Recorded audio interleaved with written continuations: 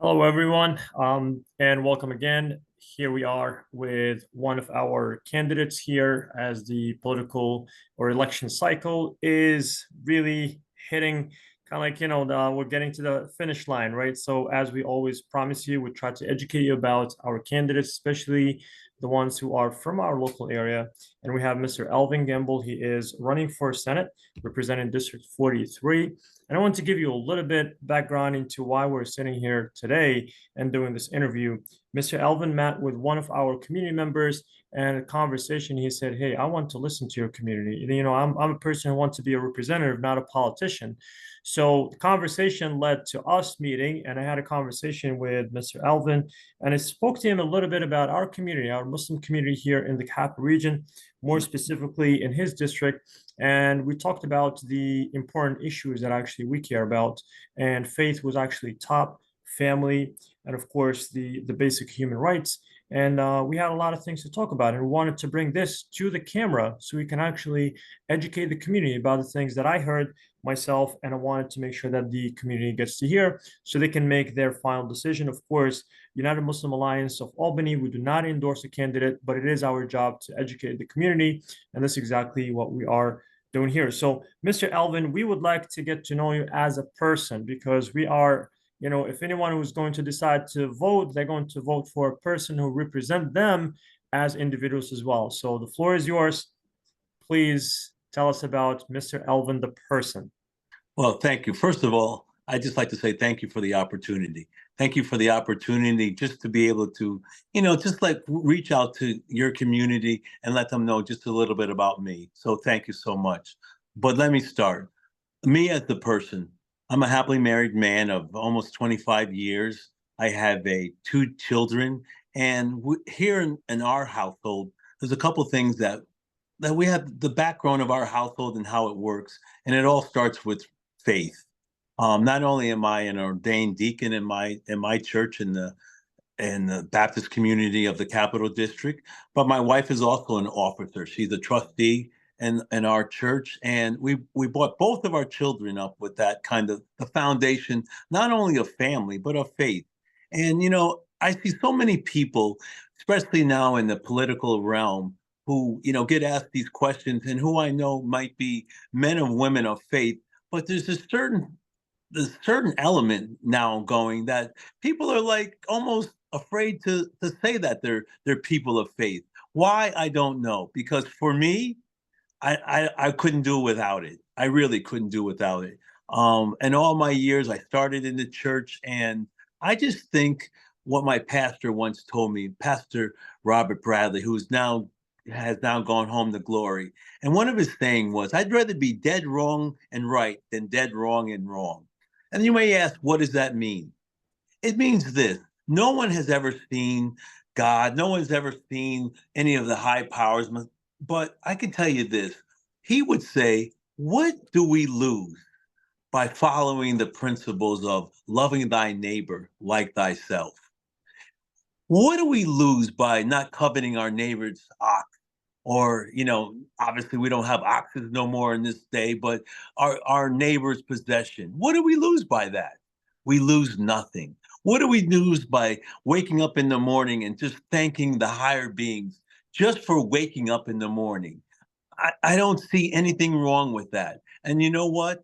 I'm going to live. I know, it says in the Bible, in my house, we are going to believe in the Lord.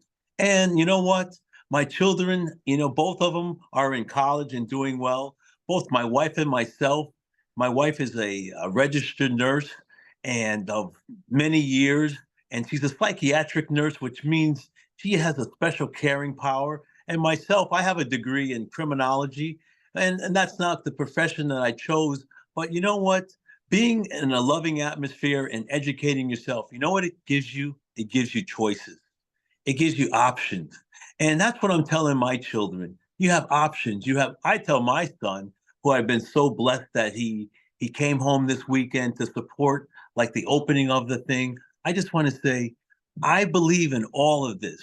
And I want the people who may think about even, voting for me to know that the foundation of this house is all about family and religion. And speaking about family, family, you need a house, right? Yes. And affordable housing is one of the biggest issues that actually we talk about. Um, where do you stand there? Like, now let's talk about Mr. Alvin post November 5th. What is it that you're going to do to make sure that we have affordable housing or a lifestyle that will allow people to afford housing, whether it's rent or mortgage? Well, that's a very good question, and it's a question that I've been asked many times about housing and affordability. And I think it's a twofold kind of question. Yes, the background of housing and affordability is the ability to pay for that house. And what do we need for that? We need high paying jobs. We need jobs that will make, so you don't have to rent a house, that you can put your money and save up and put a down payment on a house and then have the house of your own. Because once you have ownership, unfortunately, we treat things of our own a little bit better than someone else's. So when people can get the availability to own a house, there's something also about the pride and the ownership to have your loved ones and your friends come over to your place and say, "This is my house." It's a lot different than saying, "This is where I rent." So the background of what I'm saying is that we need to have jobs in this community, the nanotech jobs, the jobs the wages are higher, so that they can afford the housing. And then once we have people who are having stable, they're going to be staying in a community, they can grow together and watch the children play together, they stay there. So when you ask about the affordability of a house, I think it's more complex than that. So we need good paying jobs, we need opportunities, which means education to get a good job. So if we have all those other things in place, then the housing will come right in line. So what I'm getting is you're talking about the holistic system, that it's not about making sure that the rent is affordable, but also paying jobs, training, and everything that comes together, and make sure that the first of all people are trained to earn that income and to afford the house and to buy the house so they can stay within the community. So it's a retained investment within our community. So this takes me to the next question. And a lot of people actually struggle as they're trying to find these jobs, as they're trying to, again, save for the mortgage. Health is an issue, right? We all have to take Yes. care of our health. And again, there's another question that a lot of people ask. People may not be able to afford health care. Where do you stand on that? Well, first of all, yes, healthcare is an issue. It's a major issue, and not only in this area, but statewide. But once again, we have to look at the state. The state has certain, responsibilities, and they have certain obligations to take care of, make things affordable. And how are we going to do that to make healthcare affordable? One is that we have to have the accessibility to have healthcare so that we can go and not travel so far. Have it near to where we're living, and have like a community, you know what I mean? So I've been going to different places in our region, and I'm seeing that certain places don't even have like emergency care, and places that they can go to in a very quick time. So the healthcare in New York State has to be accessible, because what happens is if it's too expensive, people don't go. All right. So instead of going when it's an emergency, we have to have healthcare affordable so we can do the maintenance. It's almost, and here's my example, it's almost like a car. If you have a car and you can do daily maintenance on it, so if you have something that's small and you can take care of it, it doesn't become something major. Just like, so with the human body, if we have a small cold or small ailment, if we can have affordable health care and take care of that problem when it's small, maybe we can take care of it right then and there, as opposed to saying, am I going to go to the doctors or am I going to feed my child? Which one will we choose? Most of us are going to choose the child. You know what I mean? And then the small ailment becomes a bigger ailment and a bigger ailment, until by the time we can really get to it, that small problem has now got infected, and now it's a bigger problem. So we have to make healthcare affordable, and let's be able to nip it at the bud so it doesn't become a giant sore and a major cost. Thank you. So, my follow-up question would be something that a lot of people are impacted by it, but most people don't ask the question about it, and that's climate change. And the interesting part about climate change, those who have the least to do with it are the most impacted ones. Hmm. So, Mr. Alvin, you get elected, you are in office. What can we as New Yorkers expect from your office, especially when it comes to climate change and paying for the damage that is causing us as taxpayers? Well, once again, that is a very good question about, climate change.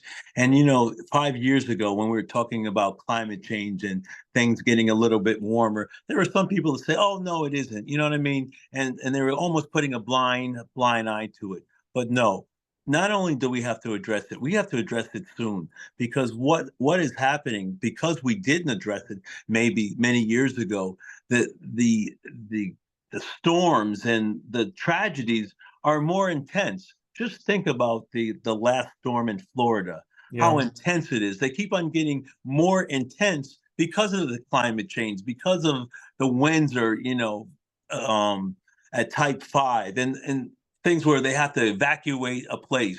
So yes, because we took a blind eye for the last 15 and 20 years, we are now paying for that blind eye presently. And if we keep a blind eye, the storms are only going to get more intense. So the environment and trying to take care of, not only, most people talk about the ozone layer and this layer and that layer, but as my team, and we are really investigating on this very serious, we've been told, and we've done some research, it's not only the ozone layer and what's up top, it's also the soil and what's on the bottom.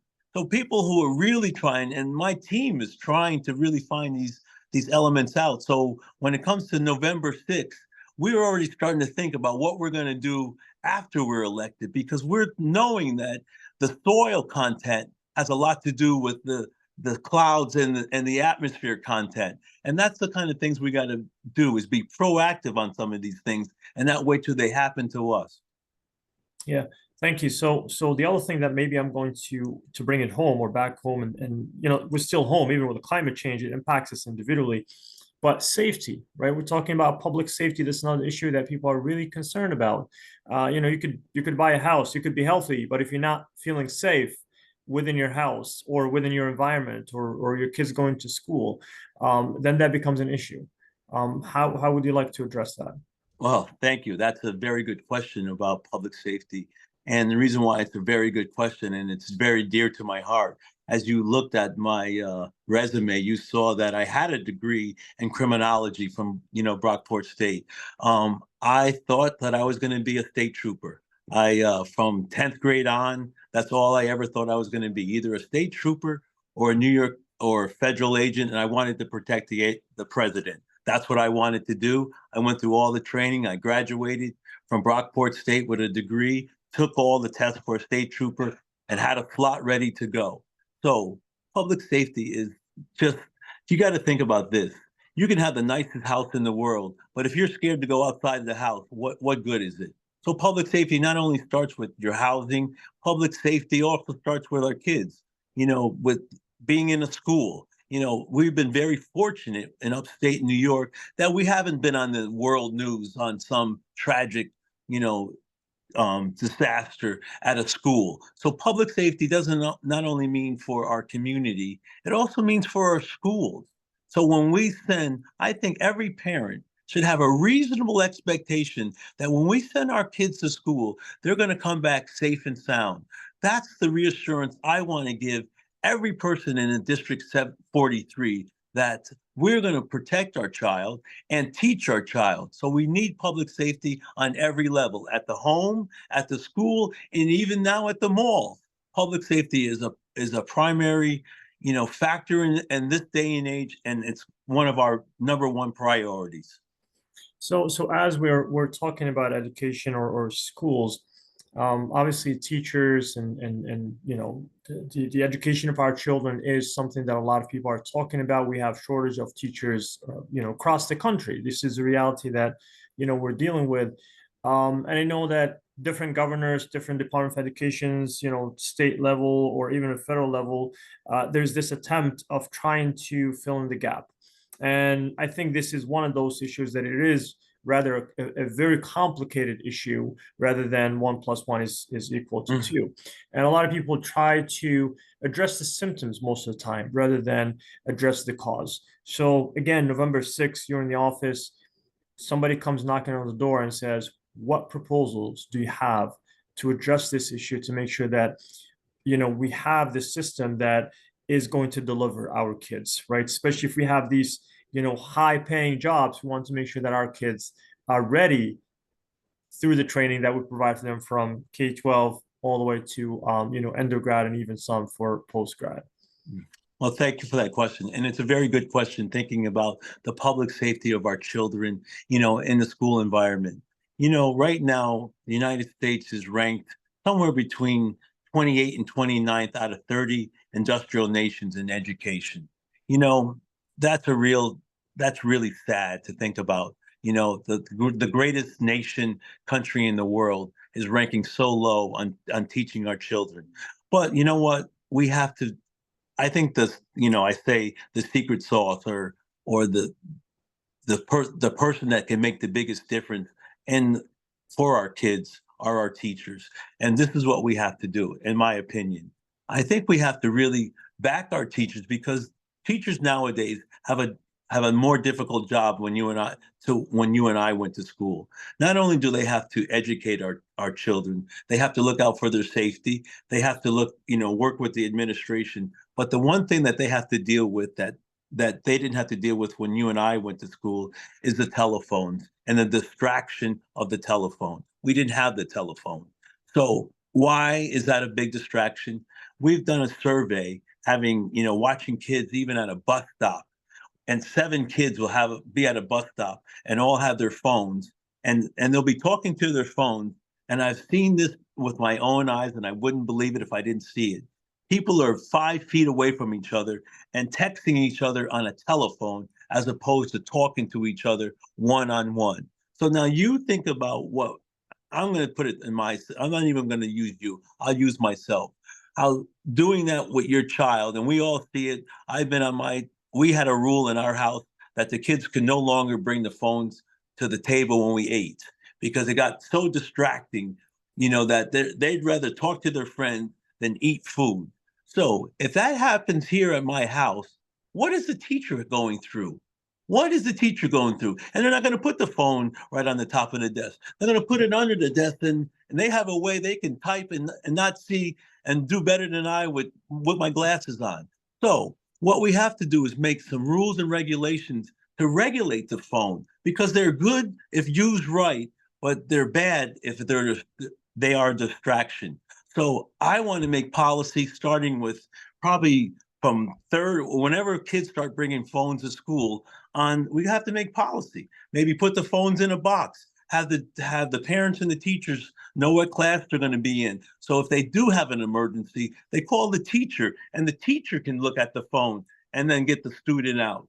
So these are things we're going to have to start thinking, out of the box. And we're going to have to, not only it's not going to be what I think, I want to have like a town hall kind of meeting, so I can have the teachers, have the parents, and then on certain instances, have even maybe 1 or 2, students, so we all work together. Because if we can't, they won't abide by a rule if they think they're getting force fed. We have to do it as a group effort.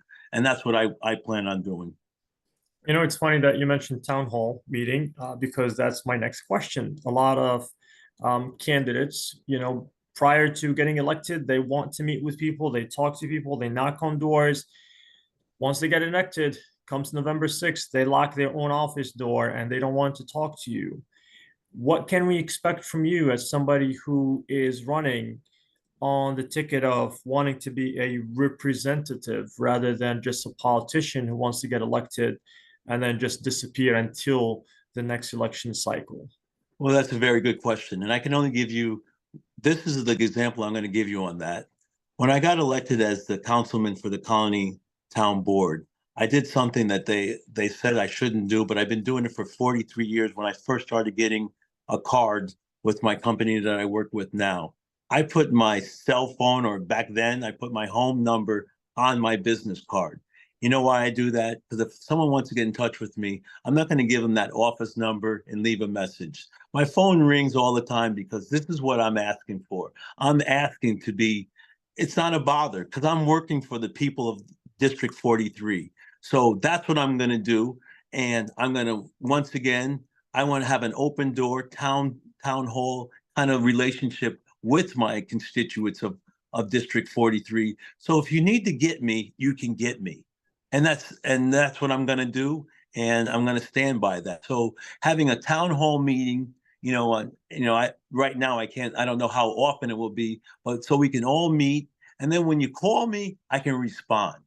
And that's the only way we're going to do it. We have to have that kind of communication because it's all about relationships and communication. Sounds great. Sounds great. Speaking of communication, you're really leading me to my questions smoothly. What's your final message before we wrap up this interview to the voters in District 43? My final message, what is my most important message that I want to leave with my constituents of the 43rd district is that I really want to keep on leading with the higher being, my Lord and Savior. When in doubt, that old saying of what would Jesus do? When in doubt, because there's going to be a lot of difficult questions. And you know what? I don't have all the answers, doctor. I'm telling you right now, I don't have all the answers. I have a great team. When you look at me, you're looking at a person who's standing on the shoulders of people before me, but also I'm holding hand in hand on the individuals who've helped me. I can't do this alone. I have gentlemen and women and people of all different races, ages, and ethnic backgrounds who help me because what I know about the District 43, there's different people. I'm only one person. So if I have a group of people who are helping me make decisions who are different than me, who are females, who are Muslim, who are Italian, and who are different, they have different backgrounds. That way my constituents, they have more in common with my constituents. And so we can do this together. I can't do this alone. And I'm telling you right now that when I'm elected, because words have power, I want that same kind of policy. Help me help you. That's going to be my saying. And the other thing is, let's go across the lines, let's go across the aisles and take out someone from the right and left, and let's come together in the middle and make our decisions. Because the only way we're going to move forward if we all feel that we're a part of the decision.